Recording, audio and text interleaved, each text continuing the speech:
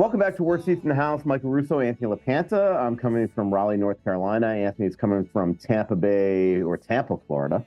And you're back on the baseball beat, Anthony. Doing play-by-play yesterday. How was that? It was fun. I love baseball.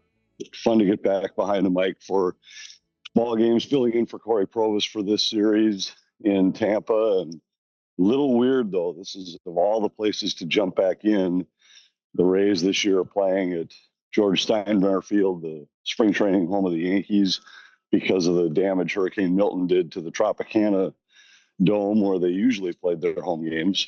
And so it's a little weird. You're in a minor league ballpark and lighting isn't quite as good. The sight lines aren't as good. The booth is tiny. It kind of feels like you're back in Girderville, like calling a game in Winnipeg or something. But it's been fun. Justin Morneau is a lot of fun. There's been more than a few hockey references during this series on the air. Justin, in the first inning of game one, there's a line shot down the first base line, and he dropped in a glove save and a beauty right away. So I knew we were going to be in a good spot. That's awesome. And then, and you're not going to really get to have any good meals, right? Because of the whole, you got in late and got a day game today and everything. Yeah, that's part of the difference of baseball travel compared to hockey travel. And it's every time it's just weird, the way that the team functions, the charter protocol and all of that. It's just little subtle differences. But one of the differences between baseball and hockey is that for hockey, almost every day is a travel day because you're either flying in and it's the night before the game, or it's game day and you're packing up all your stuff to leave. And I always tell people that even though our travel couldn't be any better, couldn't be any easier, we're staying in great places, flying on charter jets, it's still travel days. You're still packing up everything you have with you and leaving or arriving in a hotel. The difference for baseball is that you're in the same city for 3 or 4 days when you come in, but to your point, you never have a night off. And we got in late on Sunday night, about 10 o'clock when we got to our hotel. So there was no dinner really.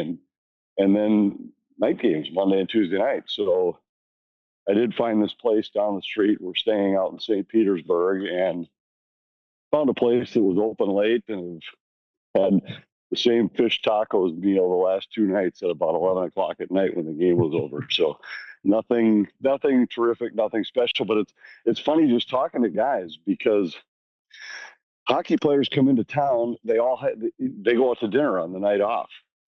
Baseball players eat almost every meal through room service. They don't have a team meal at the hotel like the hockey team does before the game. And after games, if the hockey team's staying, they usually have a meal at the hotel.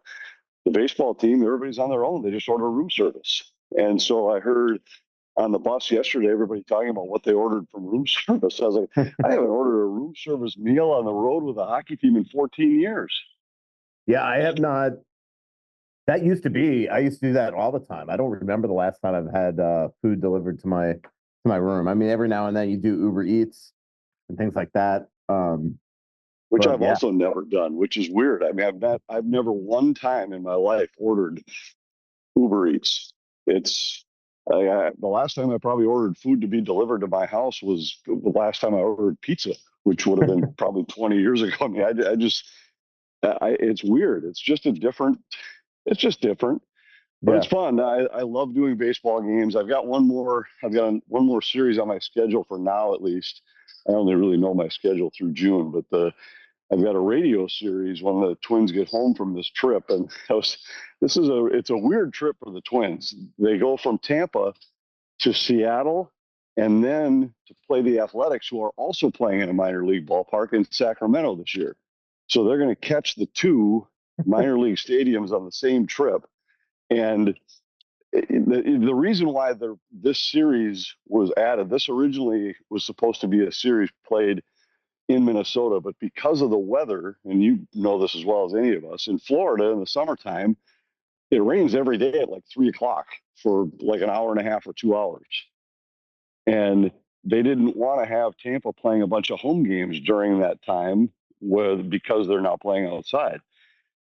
So they flopped this series. It was supposed to be, I think Tampa was supposed to be at Target Field around the 4th of July, or where they were supposed to be, the Twins were supposed to be in Tampa around the 4th of July. So now that series is going to be in Minnesota, this one here. So that's why the road trip is so strange. But I was just telling some guys when I was doing radio for the Twins in the late 90s, we had a road trip that for some reason went Tampa to Seattle.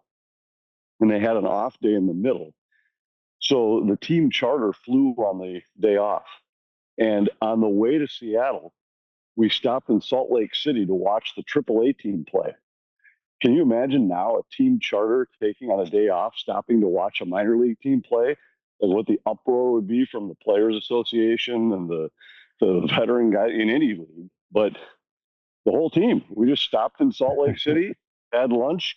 Terry Ryan was the GM at the time. He wanted to watch the Salt Lake Buzz play, so they were the Twins AAA team. We stopped in Salt Lake, and I had remembered the story this year when the Wild went to Salt Lake because people had asked me about being in Salt Lake. I said, I haven't been here for 25 years, and the only time I was here for about 4.5 hours in the middle of a day on a flight from Tampa to Seattle.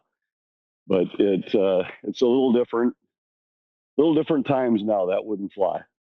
Yeah, we had a Panther trip once they played Tampa at home on a Saturday at Miami Arena, and then they played in Vegas. In San Jose on a Wednesday. So Terry Murray brought the entire team to Vegas. It was in December.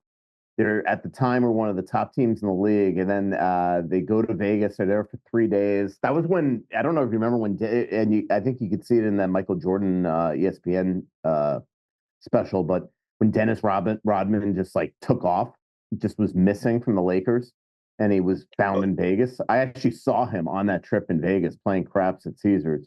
But anyway, we're there for 3 days. So you were the one that uncovered the whereabouts of Dennis Rodman. If there was Twitter right there, back then, I would have definitely broken this story.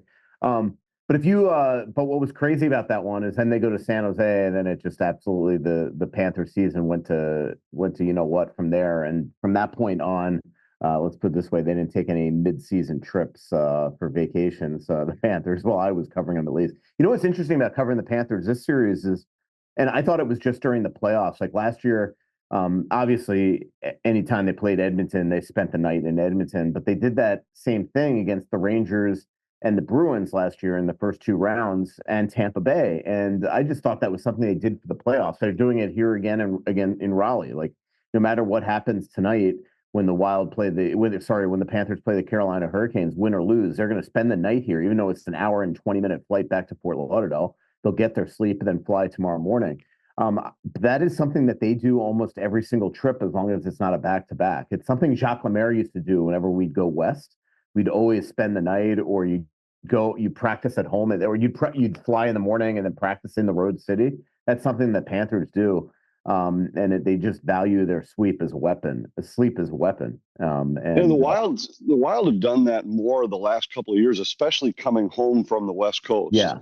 We've stayed over in just about every city coming back east, just because of the time change. Most of the time, I mean, especially in the playoffs, where you don't know if the game goes to an extra session, just how long it could go. But even in the regular season, those flights home, if you're coming from Vancouver or LA or something, where you don't even leave until 11 or slightly after local time, and a 3+ hour flight and 2 hours of lost time in terms of time zones. I mean, you're talking about it's 5 o'clock in the morning before guys are getting home and into their beds. So the Wild have made that choice when coming back from the West Coast, but everything else, and I always appreciate getting home. I'd always rather get home that night, but I certainly understand that for the player's standpoint, it makes more sense to stay on a regular rest routine.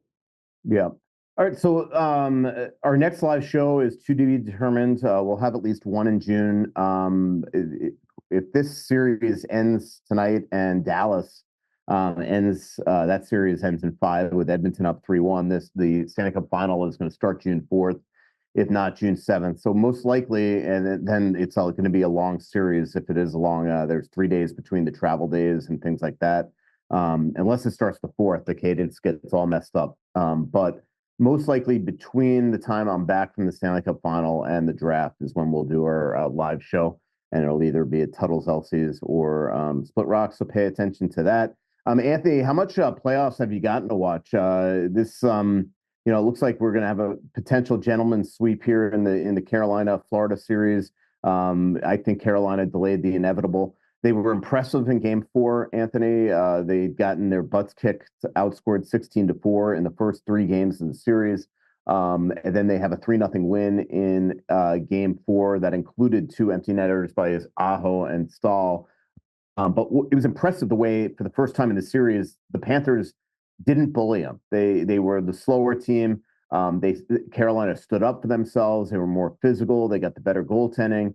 Even though Bobrovsky was great, Anderson was just as good. And really, I just wonder, can you do that for three more games to try to force this into an actual series? It just felt so out of character by Carolina, because that's the one thing about this Florida team. They just have this brashness about them. They went up 6-1 in game two, and that's when they decided, or game three, and that's when they decided that, like, all right, now we're really going to go after Carolina with extracurriculars and things like that. They just have it is no hold bar hockey. It's old school in the way that they take numbers and get you back if you do some sort of misjustice early in the season. It's been a really fascinating series that way. Not a lot of compelling things because it hasn't been very competitive, but at least they force a game five tonight, Carolina. Yeah, I have watched most of the games. Actually, it's just kind of worked out where I shouldn't admit this, but during the Twins games, the last couple nights, we've had the Stanley Cup playoffs on the iPad and the press box just to make sure we're keeping an eye on it. There really wasn't much to watch in the series you're covering. I just felt like Carolina had to win one. It's Rod Brindamore's personality alone. It just felt like he would not. Somehow they were going to will their way to win one game and put a stop to it. But I agree with you. I think it just feels like delaying the inevitable. I think Florida probably wins it in game five, and they've been by far the better team in that series. Carolina's had no chance. It had no chance in the first three games, where it felt like from the drop of the puck, you knew that it was going to be a long night for the Hurricanes. And it's weird because I thought going into the series, Florida would win and would win in a relatively short series. I thought it would be, in fact, I think I picked a 5-game win for Florida, but at the outside 6. But I didn't think the games would be as one-sided. Yeah. I thought the games would be more competitive. I just thought Florida would probably have too much strength, too much size. They'd be too heavy, too physical for Carolina. But that Carolina style, I've heard a bunch of people making comments like, well, the Carolina style doesn't carry over to the playoffs. And I just don't know if that's true. I think they've just run into teams over these trips to the finals that have just been better than them. And I think Florida's an example of that. Yeah, I agree with you. I do think, though, that, I don't know who could beat.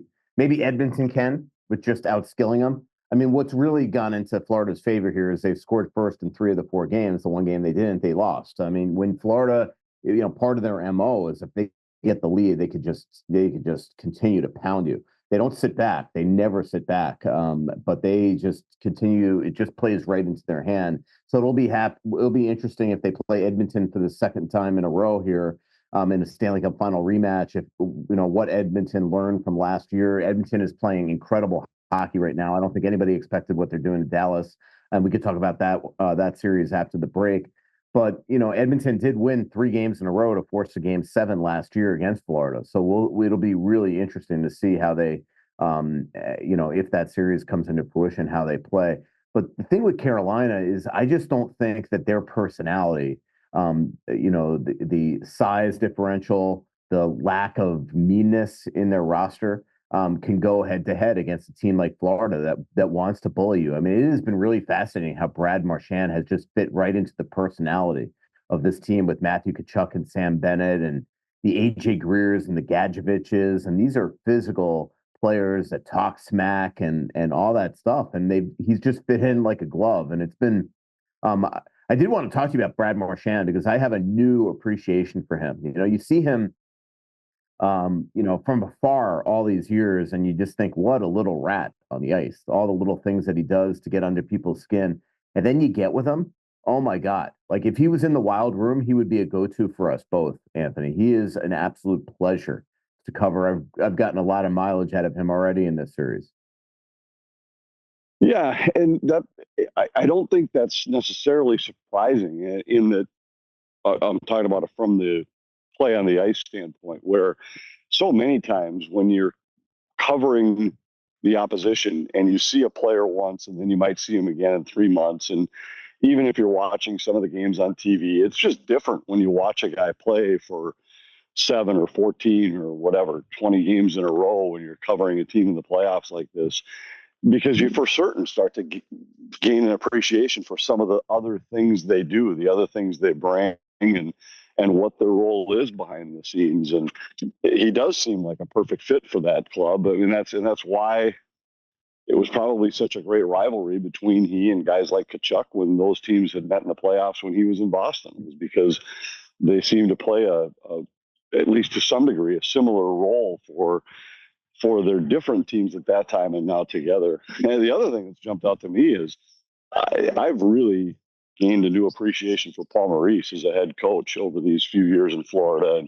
And I remember when he left Winnipeg, and I was talking to some of I have a good friend who calls the Winnipeg games on the radio, Paul Edmonds, and we were talking after his time in Winnipeg had come to an end, and he said, you know what, I learned more about hockey and life in the NHL from Paul Maurice than anybody I've ever covered. And I didn't think a lot of it. I always thought he had a strange presence and delivery when the Wild would see Winnipeg. And, that was at a time where some of those games were the games where there had been cheap shots delivered by Winnipeg players. And I thought the way he talked about them was always a little strange. And now all of a sudden, I love, like, his quote the other night was golden. I mean, I know you shared the quote that he had about would you shotgun a beer in church, which I thought was funny. That was to me, by the way. Yeah, I know. That's what I said. I knew that. Yeah. I know you were the one who had asked that question, and which I thought was a great answer. But I loved his comment the other night after somebody asked him about how Bobrovsky had played in Game 4, and he said, "Well, I thought he was terrible on the last two." And the last two were empty netters. I mean, and it's quick. He just has such he deflects so much from the rest of his team. I think all of it is so well thought out, and I've really gained an appreciation for what he's accomplished down there. And I remember when he went down there, and the year before they had won the President's Trophy, and then they barely got in the playoffs. And the number of times during that playoff run where he said, because people had said, like, it took a while to get the team to buy into his system, and he said, yeah, well, I came in and it took a team from the President's Trophy to barely getting in the playoffs in eighth spot. So I guess it took him a little while to embrace that plan. I mean, just the way that he would say things like that, but he's exactly right. He had to change the way that team played, because remember, it was Andrew Burnett's club, and it was a somewhat similar personnel, but very different style of play. And, obviously Tkachuk was there at that time before Maurice got there. So that's one big difference, but still it's really amazing how he has transformed that club to play the game the way they play it now. And they are going to be a handful no matter who meets them in the final. Yep. Couldn't agree with you more. Let's take a quick break. Hey, home repairs cannot wait. If you have flickering lights, gurgling toilets, virtually anything, Aquarius Home Services not only handles it, but handles it fast. And having a trusted plumber or electrician on call keeps your home running smoothly, which is why right now, for a limited time, you've got to take advantage of this deal. You could save $98 on electrical or plumbing repairs from the pros at Aquarius Home Services. That's $98 off. In fact, that's an interesting number, right? Maybe it's to honor the buyout payment of a couple $98 million deals coming largely off the books for the Wild. Who knows? But $98 off, too good of an opportunity to pass up, don't you think? So visit Aquarius Home Services right now to get started. That's AquariusHomeservices.com. Aquarius, earning the right to be recommended. And don't forget to mention that Russo sent you. There are many reasons to open a smart checking account at Royal Credit Union, including no monthly fees, no minimum balance, and a $250 bonus. Getting your $250 is easy. Open your account by May 31st, receive 2 payroll direct deposits of $200 or more, and you'll get a $250 bonus. See details and open your account today at rcu.org/checking bonus. No minimum balance required to obtain bonus. Offer ends 5/31/25. Insured by NCUA. Hey, have you been dreaming of a lake cabin lifestyle with boating, fishing, and family fun in northern Minnesota? Well, lately I've thought a lot about how cool it would be to have a getaway like so many Minnesotans. And if you're like me, you probably think that owning your own lakeside getaway is beyond your budget. Well, if you think lake cabin real estate prices keep going up, well, think again. This is Russo, and I'm here to tell you there is an affordable way to enjoy a cabin lifestyle and all that goes with it. And yes, I said affordable. I founded a clamshell beach resort, which is located on the Whitefish chain of 14 lakes for you and your family to enjoy. Here's how. Clamshell has lake homes that offer deeded fractional ownership, and the keywords there are deeded and fractional. You own it. Imagine having 5 weeks a year to enjoy Clamshell with its beaches, pool, and lodge that's full of kids' activities. Is golf your game? There's a great golf course right across the road. Like winter sports? Well, you can go ice fishing, cross-country skiing, or snowmobiling right out the door at Clamshell. And there's no maintenance, no grass mowing, no snow removal. It's done all for you. And you can own a share of Clamshell Beach Resort at an affordable price. To learn more about ownership opportunities at Clamshell Beach Resort, go to cottagesonwhitefish.com or contact Pat Egan at 612-220-9819. That's cottagesonwhitefish.com or Pat Egan at 612-220-9819. Back here, Worst Seats in the House, Michael Russo, Anthony LaPanta. Totally agree with you on Paul Maurice, Anthony. He just has this, I mean, he's hilarious. This is quick wit. It's truly, thought of at the time. The shotgun the beer thing analogy came to him too quick. I still kind of think that one he's used before, maybe not publicly, but behind and for people that didn't hear, basically what I asked is, how do you, can you explain the contradictions in style? Like, on the ice, you're a bunch of cocky little bastards, and off the ice, the second you get off, there's so much respect shown to the opponent. Guys like Bobrovsky and Barkov talk about humility all the time and just resetting and recovery. And is it real, or is it how do you explain that contradiction? What he asked is, have you ever shotgunned a beer? And I'm like, yeah, I have. Not recently, but I have. Have you ever been to church? Really? Yeah. You shotgunned a beer before? Yeah, back in my early days. I will confess that I didn't happen to read your story or see your quote, but somebody else sent it to me and asked the question, do you think Russo shotgunned a beer? And I actually said, no, I didn't think he probably ever had. No, I have quit beer, but I used to. I know you've quit beer, yeah, it did not. But how often did you shotgun a beer? Well, I wouldn't say that I did it often, but I would do it at concerts or parties or whatever. Huh. Yeah. All right. That surprised me a little bit. A different side of me. And then he asked the thing, would you shotgun a beer at church? That doesn't make you a hypocrite, is what he was saying. And his point was, and it's true, if you meet Matthew Tkachuk off the ice, he's the most engaging, nice personality. Sam Bennett's raising money for, rescue dogs and cats and animals and things like that. Brad Marchand, when you talk to him in the locker room, he is the most incredible player to deal with. I mean, just absolutely a dream to cover. And that's his point, is that, that the second the puck drops, they're different human beings. And we've seen that for years in the NHL. Ryan Hartman, great guy. You drop the puck and he's a different human being. Marcus Foligno, great guy. But the second you put him on the ice, it doesn't matter who you are, he'll put you through the glass. I mean, that's just the nature of hockey players. And that's his point. The difference in this situation is it feels like they have an entire team that does it. Like, even Carter Verhaeghe plays with grit, as good as he is. So it's a fascinating thing. But to your point, it's been really cool. Years ago, and I've told this before, when his first stint with Carolina, and I was a young up and coming writer with Florida and thought I knew everything, he and I had some run-ins. And when he was with Toronto, and I don't even know if he'll remember this, but I was covering a draft And he was at a coaching symposium, and I was waiting, I think, for Jacques Lemaire outside the ballroom to get him. And Maurice left the room to go to the bathroom, and he came out, and he and I talked, and we talked about sort of the old days, and we kind of patched things up right there. And then when he got to Winnipeg, we were really, really cordial with each other. And now the last 3 years, this is 3 years in a row that I've covered Panthers playoff runs. It's unbelievable the funny back and forths that he and I have had in these pressers that have sort of gone viral. And that was just sort of the latest the other day. But he is, to your point, I enjoy covering Florida's perspective during these playoffs, because even if you go to practice and you have nothing to write about, that Paul Maurice is going to say something that's going to write your story for you that day.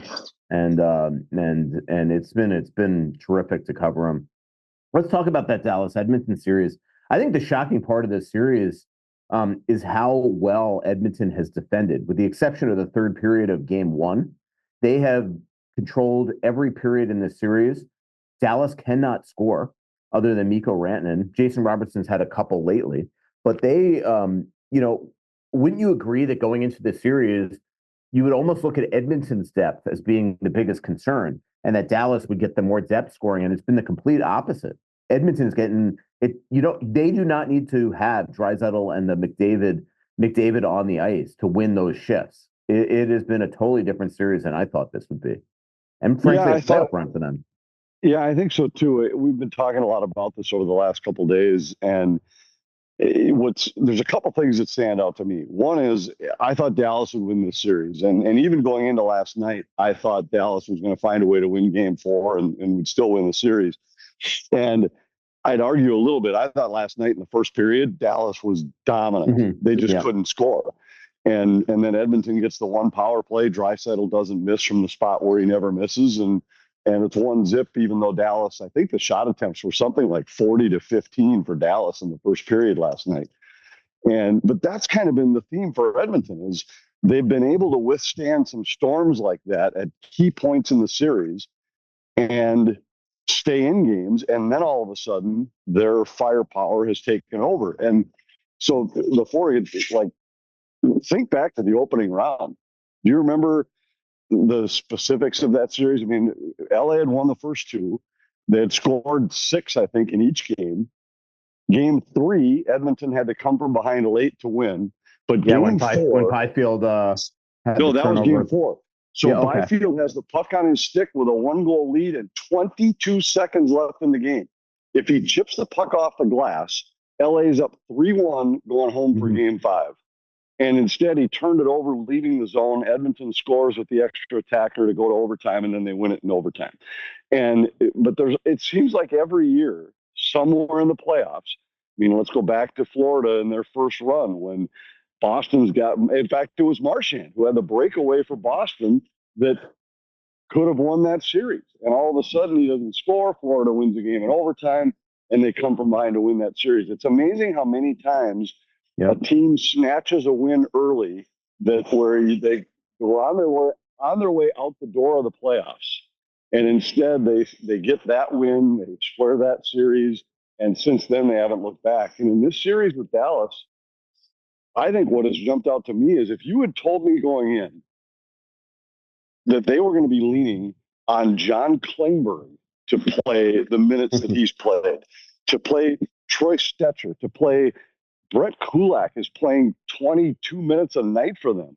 There's a guy that he's never played 20 minutes a game in a season in his career. And in this playoff run, I think he's averaging 23 minutes a night. They're leaning on guys that you never would have thought you could lean on in the playoffs. And not only are they, which has always been their demise, that they just haven't been able to defend. And they've done this with Ekholm on the sidelines here lately. And that I never in a million years would have thought that is how Edmonton would be winning these series. That and goaltending from Stuart Skinner, who, again, I gave up 6 in the first couple of games of the playoffs. He looked like he did lose his job at one point during the playoffs, but he has been simply outstanding. Yeah, no, that to me has been the biggest surprise for the Oilers is just that, Pickard gets hurt after replacing him and Skinner comes in and he's just absolutely unbelievable. So truly remarkable stuff. Let's do this. Let's take a break and we'll come back and we'll talk about the Minnesota Wild.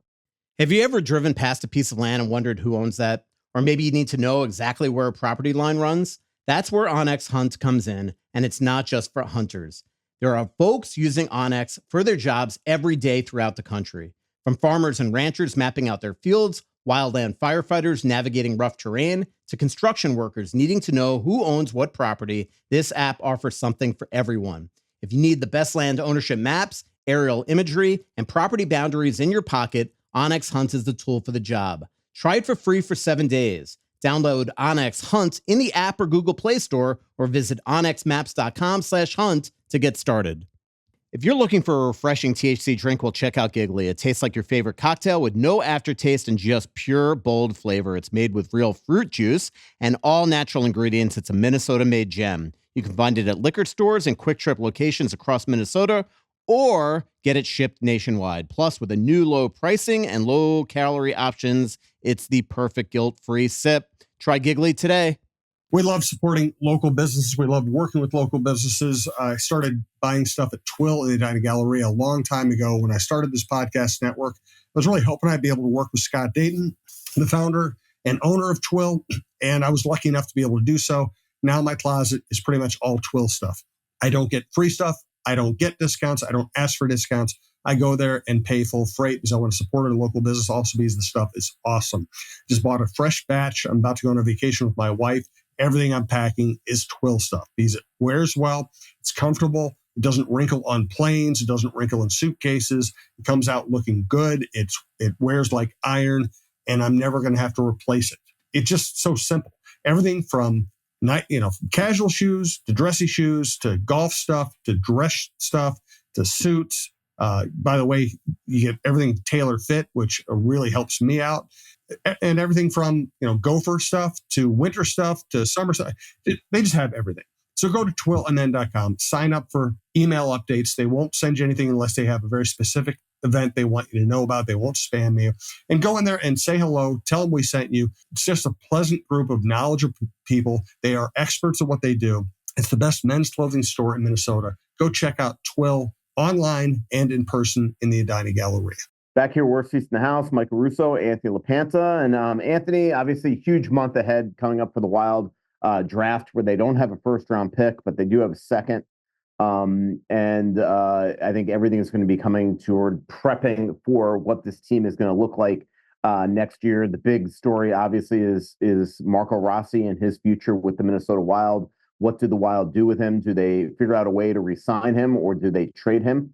His name is definitely being still dangled out there. There are a lot of people that think that he could be had right now, and it just will be interesting to see. Right now, the Minnesota Wild are having pro meetings. I'm sure that Bill started to set the table, is starting to figure out what, if he trades Marco Rossi, he can get for him. And then how do you respond? Do you get back what you want in that trade in terms of players that can play right now, or do you figure out a way to go make either further trades to add to this team, or go into free agency July 1 with sort of a clean slate and try to get your players there? What's your thoughts going into this month? Well, it's none of it's really changed for me. Is that I still believe that the situation, and it's kind of the same thing that I was saying all of last summer, is that I just don't. The Wild aren't in a spot where they have to move Rossi. So, however hard they could be shopping him, and I don't know for certain that they are, but let's assume they are, which you seem to know that they are. You still have to get the right deal for him. And it isn't a spot, and I always use Fiala as the analogy. Everybody in the league knew the Wild had to trade Kevin Fiala because the math didn't work.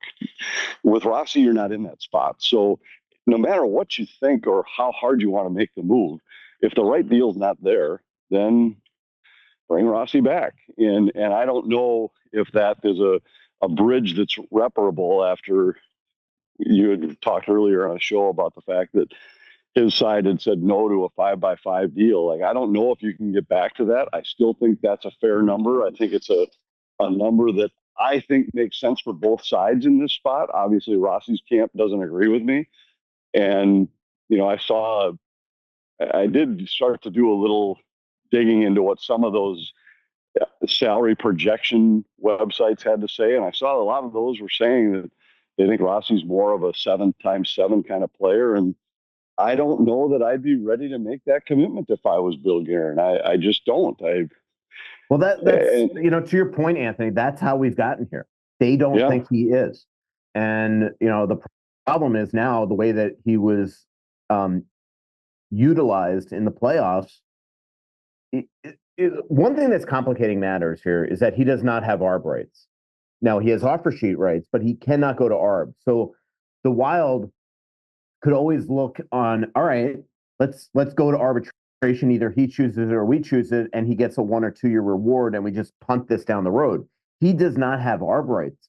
So now, because of the way that he was utilized in the playoffs, Rossi's camp, even though they countered that 5x5 with a shorter term deal, that is no longer on the table, because the whole point, and we've discussed this to the last couple shows, Anthony, the whole point of signing a bridge deal when you're the player and a team is that the team is saying, all right, prove it to us again. And they're saying, all right, we're going to now have a couple really good years here. And then in a couple of years, you either decide to trade us, or now I've proven to you that I am a 7x7 or an 8x8 type player.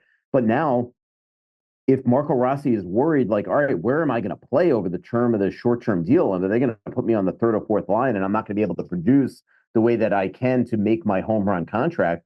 He's not even going to risk signing a deal like that. And that's where I think his camp is at right now, and why I think that this is a bridge that can't be gapped. That's just if the Wild aren't willing to sign him to that 7x7, and he didn't want a 5x5, and now the Rossi is not willing to take a bridge deal, there just doesn't seem to be a lot of ways to rectify this situation. So I genuinely believe that this is sort of the end of the line here, and that we are going to see him move. And now the question is, what do you get from him? This is a guy that in the last 2 years has only gotten better. He's 23 years old, 20 some odd goals this year, 60 points.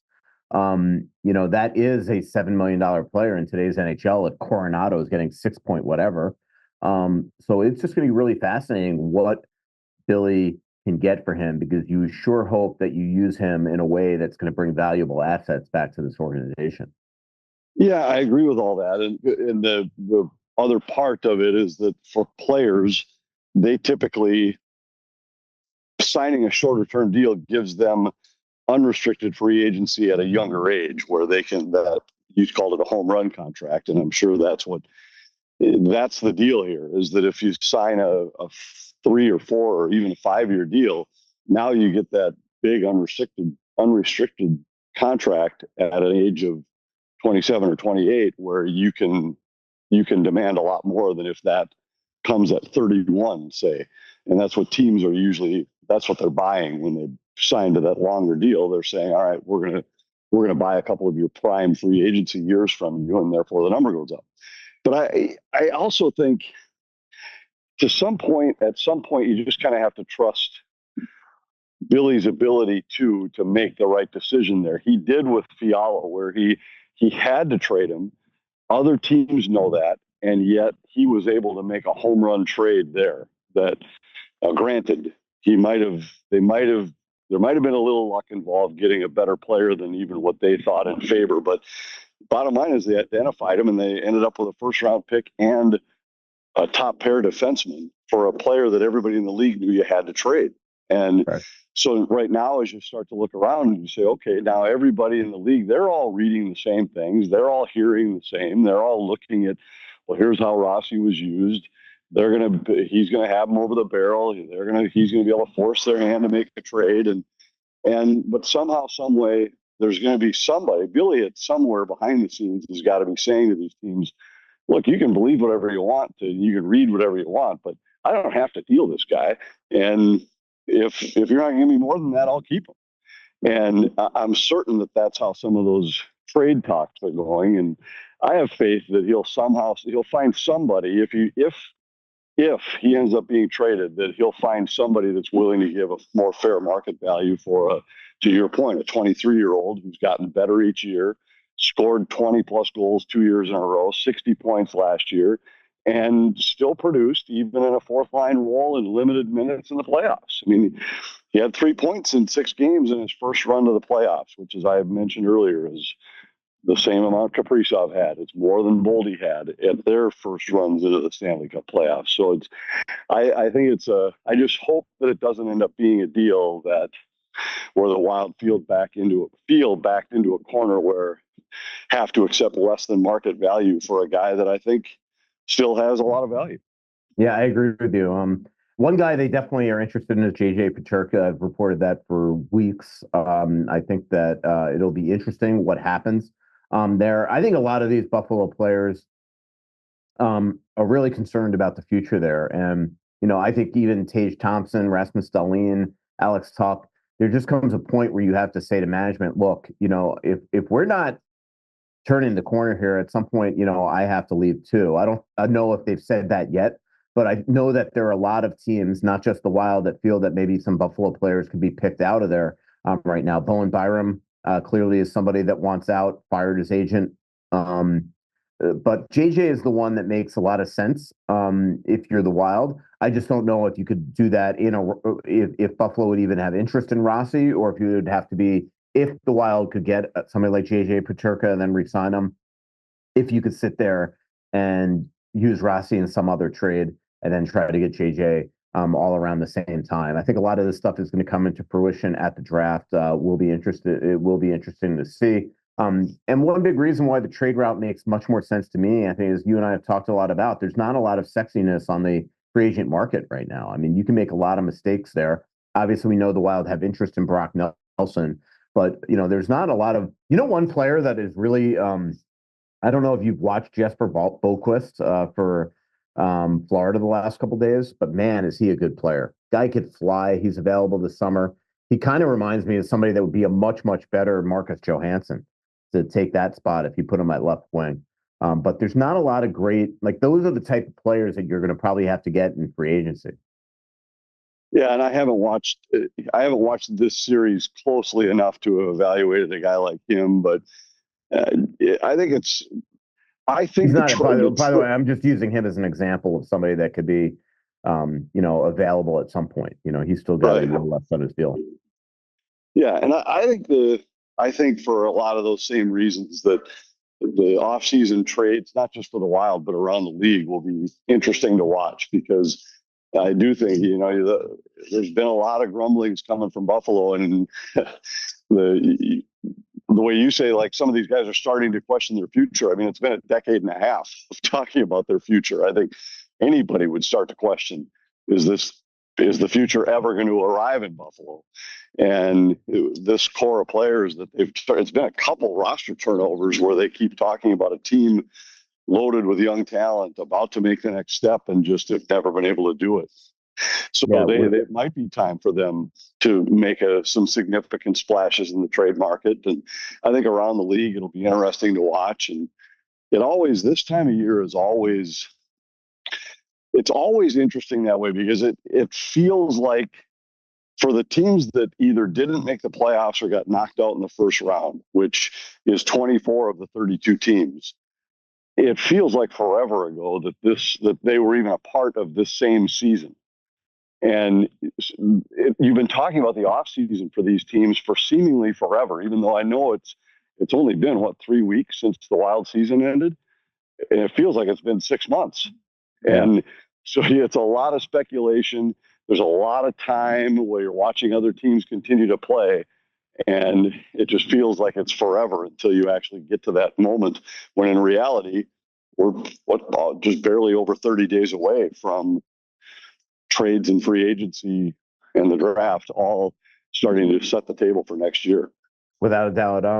By the way, just before we get to a couple Twitter questions, then we'll wrap up the show. The Boyum, world champion guy, just keeps on winning, whether it's national championships, world junior golds. Hopefully he can either bring that to the Wild. So congratulations to him and Team USA. How about the loss by Team Canada in Denmark the other day with Sidney Crosby, Nathan McKinnon, Dean Evison as coach, and Denmark with very few NHL players figure out a way to win a puck battle there at the end and have a couple goals and win and knock them off in the quarterfinal. pretty unbelievable. It was two in the last minute and a half, wasn't it? Yeah. And one with the extra attacker and then the game winner. And that was, and I hadn't watched that whole game, but I saw the end, and it wasn't like Canada outshot them 50-20. The shots were like 40-35 or something. It was Denmark had been in the game. The one that was most amazing to me, and I didn't realize it until I was watching the Team USA semifinal game, and all of a sudden I heard Gord Miller say that the U.S. hasn't won since 1933. It hadn't been in the final since like the 1950s or something like that. And it's like, what is that even possible? And sure enough, I mean, how is it possible that they went 90 years without winning a world championship? That's crazy. It's just unbelievable. But good for Team USA. Yeah. And when you look at the roster Team USA had, you wouldn't have thought that was the group that would get it done. I mean, they had some good players, but certainly wasn't the best they could send. And no, but it was interesting that the team was essentially, other than Zach Werenski and Jeremy Swayman, the team was full of players that were sort of quote unquote snubbed from the Four Nations roster, and these guys badly wanted to show Bill Guerin and the staff that they deserved to be in the Olympic roster. And now suddenly the Team USA staff has some very, very hard decisions. Like, how can you not have Tage Thompson on that team? How can you not have Clayton Keller on that team? It'll be just really fascinating how they figure this out. They don't have unlimited rosters though, and those guys are going to have to replace other guys. Ryder Ritchie trying to win a Memorial Cup. Pay attention to him. There could be some news on him after the Memorial Cup as well. So we'll have we could have some news there. Let's take some Twitter questions. I'll just breeze through a couple. Buck Peterson asks, seems like the New York Rangers are thinking about a rebuild. I understand this trade just happened, but any chance that JT Miller could be available? Rossi, David Spacek had a pick, a first or second for JT Miller. That seems like an awful lot for JT. The other thing is, Anthony, this team needs forwards. Don't you agree? It's forwards that they're looking for. If you're trading Rossi, they don't need any more D. Sorry. I don't know why I thought Keandre Miller. No, JT is staying there. So I mean, I don't see that. The question is, what about a Kreider? Could you get him on the cheap? Yeah, maybe. And, Kreider's coming off a pretty disappointing season. And I know we've talked a lot about how at some point, guys' games just, the age is a real thing. And I don't know if that's the case with Kreider. I don't know if, we didn't watch the Rangers play every night, but when we saw him, he was invisible. And, you'd have to dig in a lot deeper to see. He looks like he's gotten old quick. Yeah, and we just saw it this year with Gus Nyquist when he arrived. That sometimes it just happens, and it can happen overnight.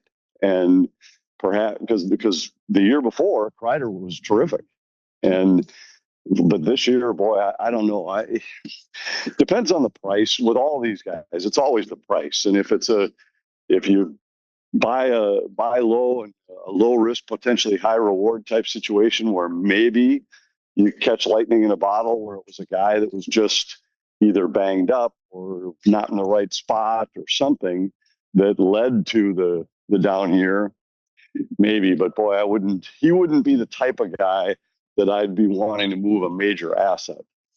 Yeah. I do agree that JT Miller would be somebody that the Wild would love. I just don't see how it's even feasible to, when they gave up what they gave up to get him, that they would even want to entertain. I think they want him to be part of this entire thing. When you agree, Anthony, it's very unlikely to me. I agree. I think the price for Miller would probably exceed what Minnesota is willing to do. Yep, totally agree. Somebody asked me to clarify the Wild cap situation. I mean, essentially the cap situation is they got about $16 million in cap space. And that's before re-signing a guy like Rossi, if they re-sign him, Chisholm, players like that. But they also, that's not just $16 million to spend this summer. The one thing that we saw this year is you better leave yourself some cap space going into the year, or you could wind up in a lot of issues. And, Anthony, I mean, the other thing is that's not that you have to fill the rest of your roster out. I mean, they, clearly have some bottom six holes that they got to fill out. Their D is pretty much set. But they've it's not just unlimited cap space. So that's what it comes down to. When you agree, like you can't just go out and aim. And the other thing is that, again, as we've talked about, there's not a lot of great players available this offseason, at least via free agency. So to me, it's like you'd rather, I think, wait until next year and try to spend it. I know that the clock is ticking and he feels like he's got to make some moves now, but the last thing you want to do is make some bad moves. Yeah, it's everybody in hockey knows that some of the biggest mistakes in the league are made the first couple of days of July, where so many guys get overpaid year after year in that spot, and it's all supply and demand. And it can be in a lesser free agent class that some of the biggest mistakes can be made, because you look at it and say, well, he's the best guy out there.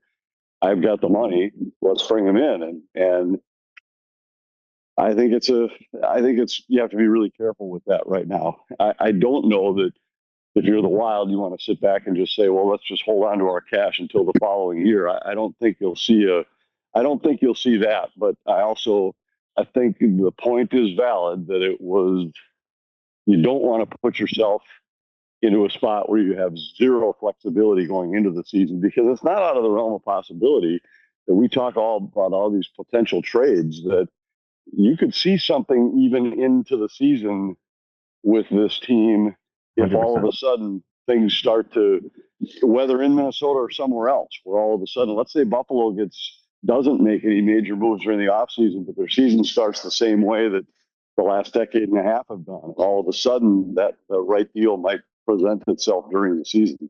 Yep.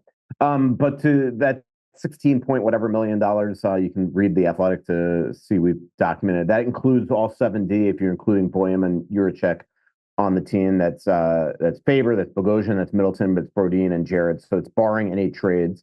But it's up front where they need that 16 million is going to have to be filled in. They right now only have 9 guys signed. If you include Kaprizov, Boldy, Eriksson Ek, Zuccarello, Foligno, Hartman, Trenyan, Goudreau, and Ogren. So again, 9 of your 13 forwards. So that 16 is going to have to be spread through that, and that includes again Rossi as a RFA. That, by the way, also includes Chisholm as a UFA. So they've got, they don't have unlimited cap space. That's definitely for sure. Blair wants to know, any chance they retire Spurgeon's number 46 someday?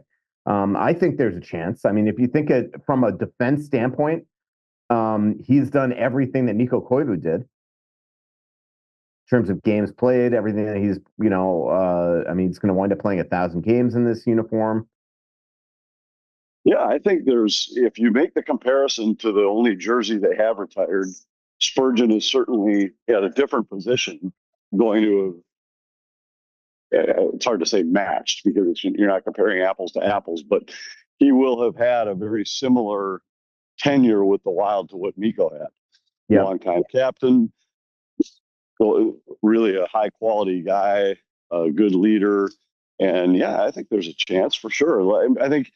I think if, let's just say that Spurgeon plays out his contract with Minnesota, remains the captain, which I don't know any reason why either of those things would be true. And then let's say this team actually does have some playoff success over the next couple of seasons, then I think it's a no-brainer.